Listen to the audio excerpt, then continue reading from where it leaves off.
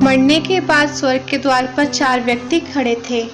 इन 4 व्यक्तियों में पहला राजा था, दूसरा एक बिजनेसमैन और तीसरा पंडित था और चौथा एक आम आदमी मजदूर था।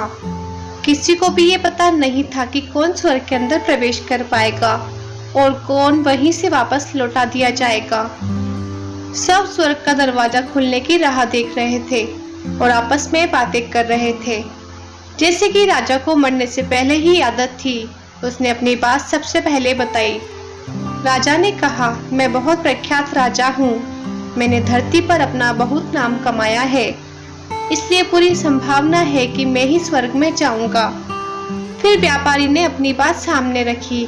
वह बोला, मैंने धरती पर खूब धन कमाया और उस धन से मैंने सैकड़ों लोगों की मदद की, इसलिए मैं ही स्वर्ग का हकदार हूँ। अब बारी थी पंडित की। तो पंडित ने मुंह खोला और सबको ये कहा, चाहे तुम जो सोच लो, लेकिन बात तो ये तय है कि स्वर्ग के दरवाजे खुलेंगे तो मेरे लिए ही। सब जानते हैं कि पंडित दिन रात भगवान को याद करते हैं, इसलिए स्वाभाविक है कि स्वर्ग में पंडित का स्वागत किया जाए। जब सब ने अपना अपना पक्ष रख दिया, तब सबकी नजर उस मजदूर पर थी जो चुपचाप अपनी नजरें नीचे झुकाए बिना कुछ बोले वहीं पर खड़ा रहा। स्वर्ग का दरवाजा खुला और वहां पर एक देवदूत आकर खड़ा हो गया। देवदूत के हाथों में एक पुस्तक भी थी जिसमें इन सभी के कर्मों के बारे में लिखा हुआ था। देवदूत ने सबसे पहले राजा को अपने पास बुलाया और उसको पूछा, तुम बताओ, तुम अपने जीवन में क्या क्या अच्छे कर्म किए हैं? मैं उन्हें इस पुस्तक में देखकर फैसला करूंगा कि तुम्हें अंदर आने देना है या नहीं। राजा ने कहा, मेरा राज्य जितना बड़ा था उतना ही समृद्ध था और मेरे राज्य के सभी लोग खुशहाल थे, सभी बड़े आनंद से रहते थे। मैंने उन्हें कभी भी किसी भी चीज की कमी नहीं होने दी, यही मेरे अच्छे कर्म हैं। देवदूत ने अपनी पुस्तक में देखा और देखने के बाद राजा से कहा, तुम सच बोलते हो, तुमने अपने राज्य की प्रजा को बहुत सुखी रखा था, लेकिन तुमने अपने राज्य की सीमा बढ़ाने के लिए जितने युद्ध किए थे, इन युद्ध की वजह से हजारों सैनिकों ने अपनी जान गंवाई दी थी। इन हजारों सैनिकों के परिवार के दुख का कारण तुम बने थे, इसलिए तुम स्वर्ग में नहीं आ सकते। थी व्यापारी की। व्यापारी से जब देवदूत ने पूछा कि तुम्हारे अच्छे कर्म क्या है, तब व्यापारी ने उससे कहा, मैंने सैकड़ों लोगों को खाना खिलाया है, कई आश्रमों में दान किया है, कई निराश्रित लोगों के लिए घर बनाकर दिया है, यह मेरे अच्छे कर्म है। देवदूत ने फिर से अपने पुस्तक में ध्यान से देखा और देखने के बाद व्यापारी से कहा, तुम्हारा कहना भी ठीक है कि तुमने बहुत दान धर्म किया है, लेकिन ये दान धर्म तुमने जिन पैसों से किया है, उन पैसों को कमाने के लिए तुमने न जाने कितने झूठ बोले हैं, कितनी हेराफेरियां की है और कितनी मिलावटें की है, इसलिए तुम भी स्वर्ग में नहीं आ सकते।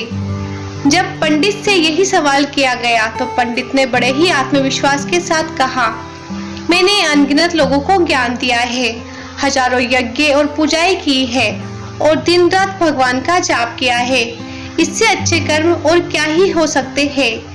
देवदूत ने अपनी पुस्तक के अंदर झांक कर देखा और पंडित से कहा, आपने जितने भी लोगों को जो भी ज्ञान दिया है, उन बातों पर खुद कभी अमल नहीं किया। आपने यज्ञ, पूजा या भगवान का नाम निस्वार्थ भाव से कभी नहीं लिया, इसलिए आपको भी स्वर्ग में आना प्रतिबंधित है। मजदूर यह सब देखकर हैरान था। वह अब तक जिन्हें महान समझता आ रहा था, उनकी व्याख्या स्वर्ग के दरवाजे पर आकर बदल गई थी।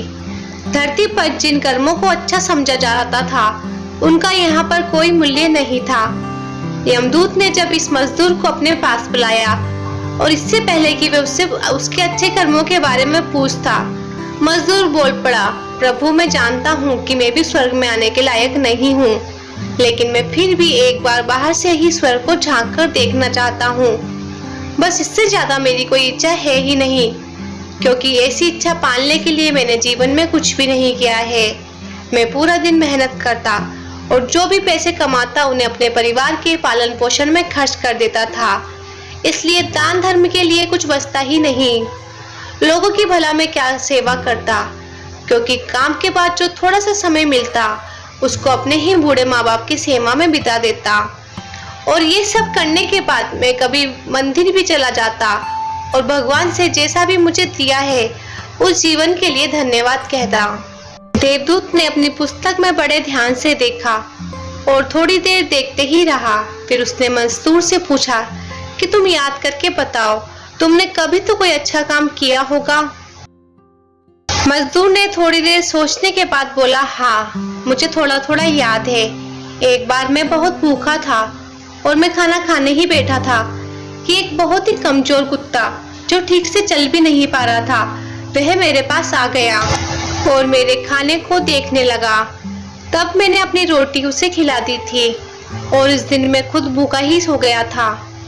मजदूर की बात सुनने के बाद देवदूत मुस्कुराया और मजदूर को बड़े सम्मान से स्वर्ग के अंदर लेकर गया। दोस्तों, अच्छे कर्म लोभ, मोह और माया इन सब भाव में आकर नहीं किए जाते और ना ही उन्हें अच्छे कर्मों की श्रेणी में गिना जाता है। निस्वार्थ भाव से किया गया एक ही अच्छा कर्म भी आपके जीवन के सारे पाप धोने की शक्ति रखता है।